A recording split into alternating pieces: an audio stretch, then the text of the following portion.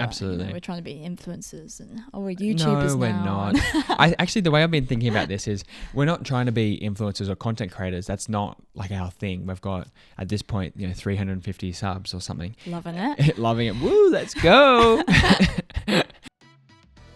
Hey, what's good, everyone? Andy and Lucy here from Candid Founders. And in today's episode, we're going to talk to you what it's like living in Australia and working on our UK business. We do this kind of summer to summer, and it sounds romantic, and it is. It is romantic, yeah. So for some background, Andy, if you hadn't guessed already, or if we hadn't told you, he's from Australia. So yeah, we met in the UK. You've been living in the UK for 8 years? 8 9 years now. Yeah, which is crazy. Second best country in the world to Australia. Yeah. So for a while we've been talking about how we spend more time in Australia with your family, with your friends, and yeah, in this amazing country. So we're in the position where Bearkind is now supporting both of us. We work full time for it, and it means we're super flexible. So yeah, we can literally work anywhere in the world, and that's a mantra that we preach with Bearkind and with the people that work with us as well, is work where you want, when you want. And we are living that now. So we spend 6 months of our time in the UK and 6 months in Australia. And we're in Australia at the moment, so we thought it was very timely to do a video and talk about the pros and cons of doing that, and what's it actually like running a UK business. Our team's based in the UK, kind of managing all the different things that come alongside that, especially the time zone seemed to be the main thing to work with. Yeah. But I think it's, this is probably our third month doing this over the course of the past year or two, and I think this is maybe a trial run for what this is going to go like. So I thought it was really interesting just going through, writing down what's our pros, cons, the weird things we've experienced, the weird things we've learned, and so we wanted to share that. And I thought we'd start with the pros. So the big one for me has been deep work, and I thought this was surprising. I thought I could get into a lot of deep work in the UK, no problems. But in Australia, I found it much easier. And I think that's because in the morning, I spend a little bit of time, maybe half an hour, an hour tops, where I just get back to a team, kind of what do they need from us? Then I'll get back to clients, sponsors, etc. What do they need from us? And then I've got the rest of the day totally free, no meetings, no interruptions, and anything I want to do, I can do. And so I've been able to get into the numbers really deeply. Our product plan has come across, I think, much stronger over the past couple of weeks in particular. Our board pack is in a much better position. And I've gone into the weeds on quite a few things, did our Christmas order. And this is stuff that probably would have taken me a couple of days in the UK, which I was surprised about. And I feel like you really love deep work as well. It's very satisfying. It feels very like you've really achieved stuff, because comparing to working in the corporate world where you were just literally sitting on meetings all day, and then coming here and all you're doing is real deep work. That transition's been quite nice for you. Yeah, absolutely. And I find it funny. There are parts of me where I miss a meeting where you don't really need to do as much work, which is, I guess, quite sad, because you can kind of just sit there and, you need to say, it might be a really important meeting for you, but you only really need to speak for, a quarter of the time tops. Yeah, corporate is just a completely different world. Yeah. But you've had some good experiences as well. You're being a bit more protective. I think so, yeah. I would say I can be way more protective of my time whilst we're out here. It's because I almost have an excuse. So it's not, I prioritize my time with the team, because we have, depending on what time zone we're in, and if it's British summertime, we have our morning meetings in the UK in the evening here, and we have a few hours crossover where we're all in. It's our evening, so we've had to kind of shift how we work, because it's could be 8 p.m. and we're on a team call, so we've really had to adjust our way of working there. But it also means, because I've got that small amount of time with the team, I say no to a lot of other calls. So if someone comes in being hi, can I grab some time with you, can I do this, I'll just say no, because I just don't have the time. Whereas in the UK, I might be I'm free all of Tuesday, so sure, why not? Yeah. And so it's just so much better, and I'm going to try and do it more in the UK as well, because I'll also go back and say, sorry, don't have time for a call right now. If you can pop it in an email for me, I'll review it. And there's nothing worse than doing a call and it should have been an email. Oh yeah, absolutely. So actually, I'm going to take this kind of mindset back to the UK to be I'm just being super, super protective of my boundaries, because there's only so many hours in the day, and they should be for my team and for me, really. Yeah. And probably family as well. So one of the things I found is that we're spending probably 12 hours a day working. and that might not be the most intense 12 hours a day, but we're kind of, get into work at 9, 10 a.m. and then we'll finish at 9, 10 p.m.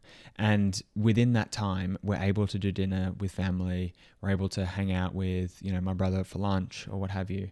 And so I'm spending a lot more time with family during the week, which I think it's been an absolute boon. And I actually love working. So for me, the opportunity to do a lot of work for a long period of time is a lot of fun.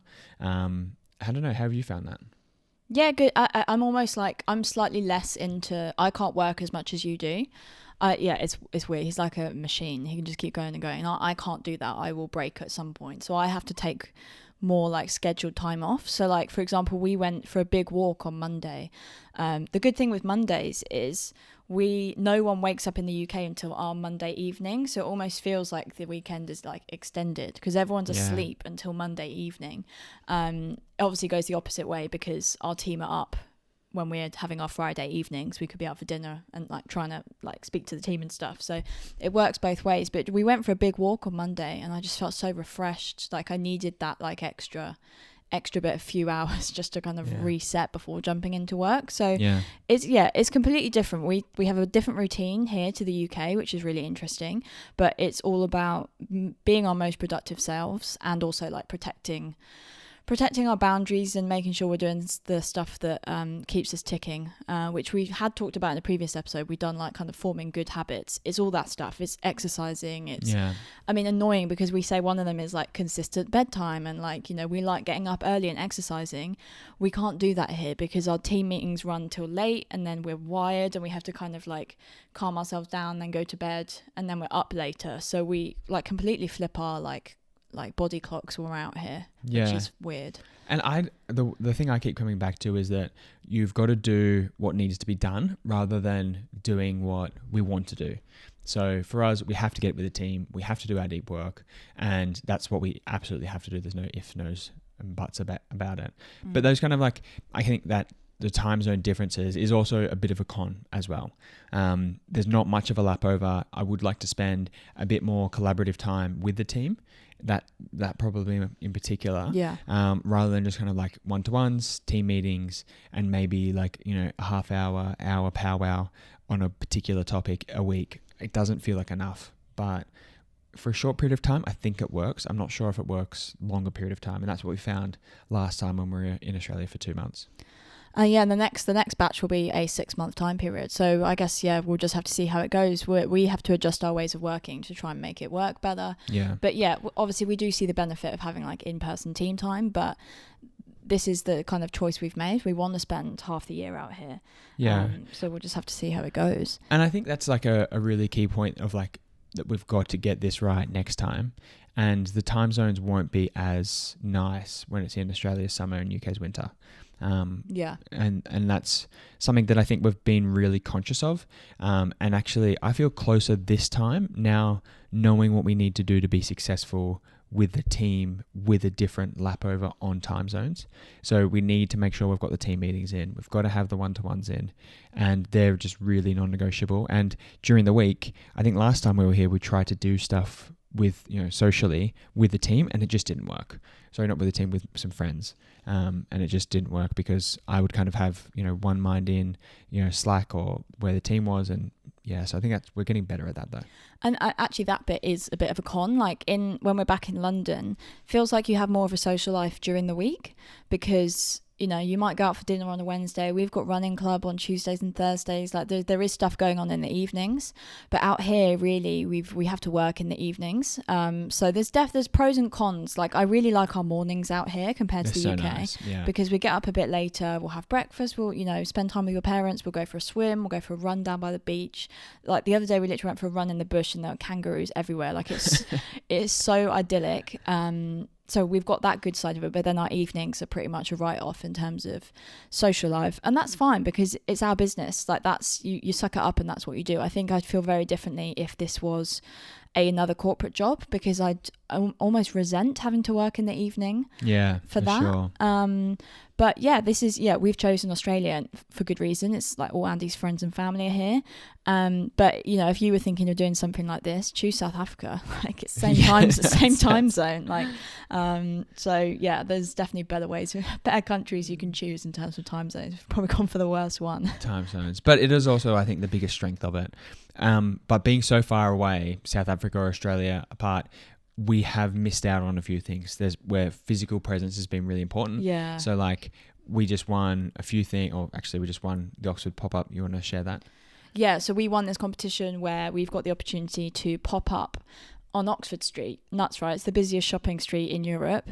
And maybe the world? I don't know. Maybe it will be up there. We'd have to look. It's probably in like the top 5. I don't know where you'd have. It must be. Like somewhere in there'll China. There'll be New York and then. Yeah. But yeah, super busy. And so that's happening on this coming Monday and Tuesday. So Jess is running it for us, and my best mate is running it for us as well. So yeah, I'm just very lucky that I have reliable people that will step up and do that for us. But yeah, a shame that we're missing out on that, because it'll be really fun. Like, when was the last time? Well, we've never done something like that. When was the last time? When was the first time? Yeah, but we've done in-person markets, so we know kind of like the bit of a buzz of in-person selling, but just being on Oxford Street is crazy. So yeah, we've missed that. And then we had an awards ceremony as well that Jess attended for me. So yeah, there are a few things we're missing out on, but the alternative is we just don't do this, and I want to make this work. Like, it's, you know, the pros will outweigh the cons on this one for me. Yeah, totally agree. And probably one of the more meta points is we've actually just lugged a whole bunch of equipment around us. So we've got our like microphones, our stands, our light, that type of thing. It does feel quite excessive, but this is part of the parcel of doing this podcast, these videos. We wanted to boost the quality. Like, realistically, if you wanted to do this and travel and do podcasts, the microphones are quite small. You got your laptop. You don't have to have all of this stuff as well. Like, maybe you just do the laptop. Yeah, I mean, ultimately, when we recorded our first episode just on my phone. Right, we were in Brisbane and we just did that on my phone. It wasn't great quality. I think we ended up re-recording it because it wasn't like good enough. But like, we have kind of gone to this extent, and we've chosen to do that. But you could definitely go with less stuff. But, absolutely. We're trying to be influencers and we're YouTubers. No, we're not. Actually, the way I've been thinking about this is we're not trying to be influencers or content creators. That's not like our thing. We've got at this point 350 subs or something. Loving it. Loving it. Woo, let's go. No, but like the way that for us, this is important for our business. Yeah. That's the main thing where we've kind of said to ourselves, look, we're not going to look at the subscriber number until we've done, 100 plus videos, podcasts, whatever, just to kind of see like what we could create as a bit of a side, bit of fun. We do this kind of one day a week. We jump on the laptop, we write a little Notion doc out. And I think the rest of the time we spend building Bear Kind and another super secret AutoPilot thing. Super secret, top secret. Yeah, watch out. Coming soon. That will come out soon, and we can share more about that then. But we're spending a lot of time building on the this is kind of just like on the side, just a one day thing. So it feels excessive to bring all of this stuff for kind of one day a week. Yeah, but we also wanted to make it work this time because we're going back to the UK soon, and then when we're next in Australia, it's for a long period of time, and so we wanted to rack up the equipment and work out what we needed, and next time we'll be here for 6 months, so we absolutely needed the equipment. And like some of this we're going to leave here, and so it's ready for us when we come back. So I actually, do you know what was made me think doing this Notion? I'm just looking at the notes here. We do this thing after every trip we do, or like if we've done a weekend with friends and family, like just anything where we've gone and done something, we will do this real fun thing that I think it was our friend Christina taught us this, and we've been doing it ever since, where you do your highlight, your low light, and something that surprised you. And it's a really nice thing to do. So we did it last night for the end of this trip to say, something really cool that happened, something that was a low light, and it's, usually it's nothing like crazy. Like, I think for me it was the jet lag, and then something that surprised you, and it's just a really nice way to get together. And it feels like we've done this structure here. So we've done the pros, we've done the cons, but now we've got a few things that just we found just surprising. They're not really a pro or a con, but just bit of added extra fun. Yeah.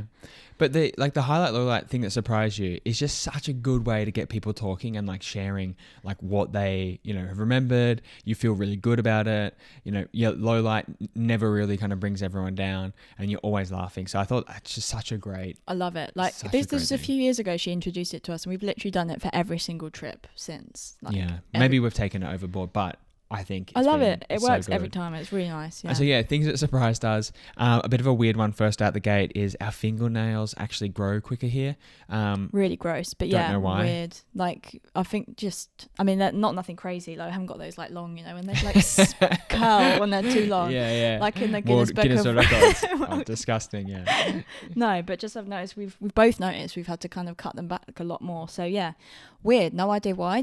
Are we like super healthy out here? Like just loads of calcium or something? Think so. Is that how Well, I think the food is probably also a bit fresher. I don't know why, but you know, you've got a lot more space in Australia than compared to the UK, so maybe the fruit has more room to grow. Yeah. Science. Maybe. There you go. Interesting. I think I've also lost weight, sleeping more, and I'm working more. So a bit of kind of like more. And I didn't really expect that. I thought it'd be, I'll work the same amount, exercise the same amount, probably sleep the same amount. But I'm more relaxed, I'm more energized, I'm more productive. Don't know. That's good. That's really good. Really good. Yeah. I think we've been exercising more. We've been swimming a lot more. Yeah. Something real pro. I was trying to put prong. pro and con in the same way. Real prong. Real prong for Australia is how many pools they have and how good quality they are. Like we were so disappointed going to a local swimming pool to us in the UK. It was such a bad experience. Like it was just so dirty. But luckily we are fairly near to the Olympic pool, which is a great pool. But overall in the UK, we just don't have as many pools as you guys do here. Like we're just not. We're not really a swimming nation. So yeah. So lots more swimming here, which has been nice. Yeah, and I think one of the things that's been quite fun is, actually, maybe this is fun for me, but not fun for others. We've spent less time with friends during the week, and I'd like to spend more time with friends during the weekend, and not just kind of like have it as like a blackout period. But this month has been quite good to just like focus on work, focus on family, and I'd like to focus a bit more on friends. But I really didn't expect that coming in. I thought we'd get at least a little bit. Yeah, we haven't seen them as much, have we? I think as we've had Mother's Day whilst we're like Australian Mother's Day is a different time of year, so we've had that whilst we're here. So we've spent a lot of time with family. And some of your friends aren't in the country as well. Yeah, so true. I've actually noticed that we're living for the weekend a lot more out here. Like we do loads on the weekend, whereas in the UK, if we might have a quiet Sunday, we'll end up working. But then during the week, I'll probably see my friends more than we would out here. So it's like a completely different lifestyle. But I think maybe that you've got more switch off time at the weekend. Like maybe that's the whole point of a weekend, right? Is you work and then take a break. Yeah. Whereas I think we're more like probably working more consistently in the UK and taking less of a break. Yeah, and probably we take more breaks, but we spend less time on those breaks. So like we'll definitely do stuff after work, we'll go out for dinner, but that kind of, it just, it packs it full, whereas this time you actually just get to spend full time working, doing, and then full time work, chilling out, hanging out. You actually refresh after a weekend. And again, there's no reason why we can't do that in the UK. This is what's weird to me, is that we'll notice this and say, I think our lifestyle's a bit better out here. We exercise more, like naturally when the weather's crap today, but when the weather's good, we're out more, we're doing that stuff. And I was like, there is no reason why we can't do that in the UK. No reason. We own the business. So it's our choices. So I think for me, this reflection is how do we kind of ensure we carry this on in the UK? I think coming back into UK summer, that will really help. Because last time we came from Australian summer, like literally the height of Australian summer, into like the end of January in the UK, and as you all know, January in the UK is miserable. It was miserable. Rough. So we really, like that just hit me like a ton of bricks. Like honestly, I've just never, because I've grown up with UK winters, right? I know what they're like, but to kind of that switch from going from one to the next, that hit me bad. Don't want to do that again. And that's probably not the only thing that we learned.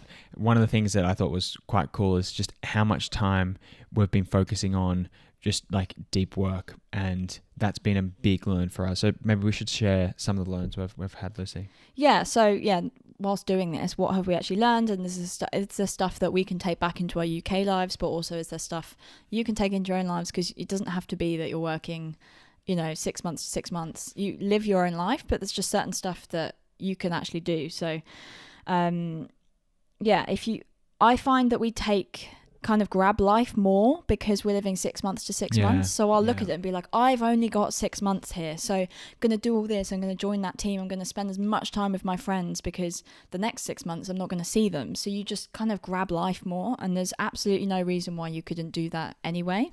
Yeah, that's for sure. And it feels quicker as well. So we've been here for a month.